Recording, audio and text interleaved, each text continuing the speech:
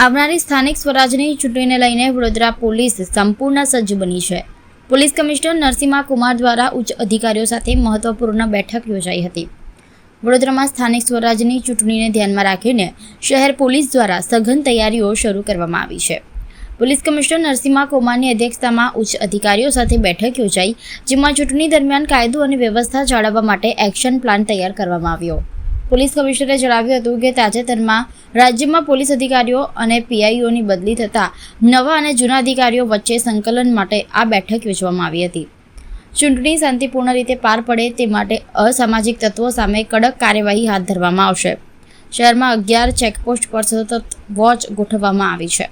લાયસન્સવાળા હથિયારો જમા કરાવવાની પ્રક્રિયા પણ શરૂ કરવામાં આવી છે, જેમાં અત્યાર સુધી 25%થી વધુ હથિયારો જમા થઈ ચૂક્યા છે. તે ઉપરાંત ડ્રિંક એન્ડ ડ્રાઈવ સામે વિશેષ ઝુંબેશ હાથ ધરાઈ છે અને સંવેદનશીલ વિસ્તારોમાં ચુસ્ત પોલીસ બંદોબસ્ત પણ ગોઠવવામાં આવશે. રાજ્ય ચૂંટણી પંચ દ્વારા 1 એપ્રિલ 2026ના રોજ તાલુકા પંચાયત, જિલ્લા પંચાયત અને નગરપાલિકાઓના ચૂંટણીની જાહેરાત કરવામાં આવેલ છે અને તેના સાથે જ આદર્શ આચારસંહિતા અમલમાં આવી ચૂક્યા છે.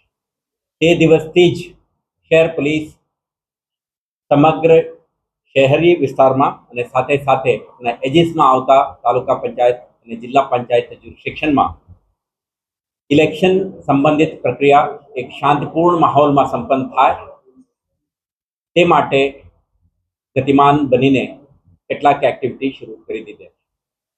તમે જાણો છો કે થોડા સમય પહેલા રાજ્ય પોલીસ દ્વારા કેટલાક ઇન્સ્પેક્ટરોના નવા નિયુક્તિ પણ થયું છે. આના પરિપ્રેક્ષમાં આપણા આંતરિક બદલીઓ પણ થઈ ગઈ છે. એટલા માટે આજે તમામ થાણા અમલદારો, પોલીસ ઇન્સ્પેક્ટર સંવર્ગના અધિકારીઓ, ACP, DCP, additional CP, joint CPO માટે એક 2 કલાકની એક બ્રીફિંગ સેશનનું આયોજન કરવામાં આવ્યું હતું. આમાં ઇલેક્શનની પ્રક્રિયા, જોડાયેલ સ્ટેકહોલ્ડરો અને સમગ્ર પ્રોસેસમાં એક ન્યાયિક મુક્ત વાતાવરણમાં શાંતિપૂર્ણ માહોલમાં ઇલેક્શન સંપન્ન કરવા માટે પોલીસની ભૂમિકા, જવાબદારીઓ અંગે આપણે સેન્સિટાઇઝ કરી છે અને તે અંગેની વિગતવારની એક્શન પ્લાન પણ આપણે તૈયાર કરી છે. આના ભાગરૂપે ને શહેરના જે રિટર્નિંગ ઓફિસર, અસિસ્ટન્ટ રિટર્નિંગ ઓફિસરો અને અન્ય સ્ટેક હોલ્ડરો સાથે મળીને આખા એક્સરસાઇઝ હાથ ધરવામાં આવી રહ્યું છે અને પોલીસ દ્વારા એક માહોલ બને તે માટે anti social elements, non criminals, potential disruptor સામે ક્રેકડાઉન, જે ગુનેગારો વિરુદ્ધમાં આપણે ન્યાયિક પ્રક્રિયા ચાલી રહ્યું છે, જેમના વિરુદ્ધમાં સમન્સ, વોરંટ, નોન બેલેબલ વોરંટનું ઇસ્યુ થયું છે, એના બજવણી અને જે લાયસન્સ ધારકો છે, હથિયાર રાખે છે સ્વરક્ષણ માટે, પાક રક્ષણ માટે કે અન્ય પ્રવૃત્તિઓ માટે, એવા હથિયારોના દુરુપયોગ ના થાય, કોઈ પણ રીતે ઇલેક્શનને ઇમ્પેક્ટ ના કરે તે માટે એના જમા લેવાની પ્રક્રિયા અને સાથે સાથે સમગ્ર શહેરમાં ક્રિમિનલ એલિમેન્ટ્સ મૂવમેન્ટ ના કરી શકે અને ડિસરપ્ટ ન કરી શકે તે માટે 11 જેટલા ચેકપોસ્ટને સક્રિય બનાવીને સઘન ચેકિંગ,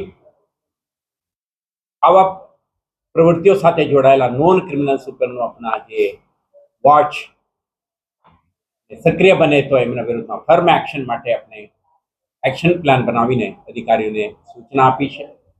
અત્યાર સુધી ઓલરેડી ગતિમાન બનીને આપણે 25%થી વધારે હથિયારો જમા થઈ ગયા છે.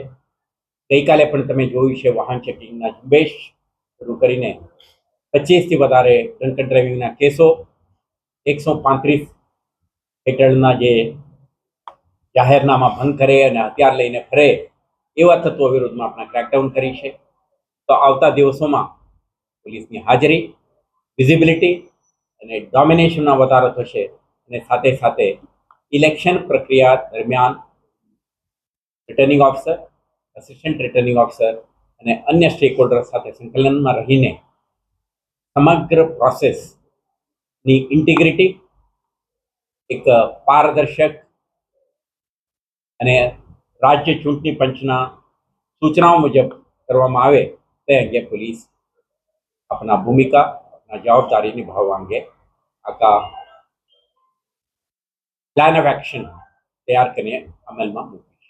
આવતા દિવસોમાં જે શહેર પોલીસ દ્વારા જુદા જુદા ક્ષેત્રમાં જુદા જુદા હેડ હેઠળ કરવામાં આવી રહેલ કામગીરી અંગે તમને વખતો વખત જાણકારી આપીશું અને એક ઇમ્પેક્ટફુલ કામગીરી કરીને સમગ્ર પ્રક્રિયા શાંતિપૂર્ણ માહોલમાં સંપન્ન થાય. 26માં થતા મતદાનના દિવસમાં પણ સરસ માહોલ બની રહે તે માટેના આપણા બંદોબસ્ત સ્કીમ પણ આપણે રૂપરેખા તૈયાર કરી છે અને 28 તારીખના જે મતગણતરી છે તે અંગે પણ આપણે જે કાઉન્ટિંગ સ્ટેશન્સ ઉપર પણ બંદોબસ્ત અંગેનું આખા પ્લાનિંગ થઈ રહ્યું છે. તો આજથી 30 તારીખ સુધીના તમામ પ્રક્રિયામાં શહેર પોલીસ સતર્ક, વિજિલન્ટ અને ડોમિનન્ટ બનીને આ પ્રક્રિયામાં શાંતિ સુવ્યવસ્થા બની રહે તે અંગે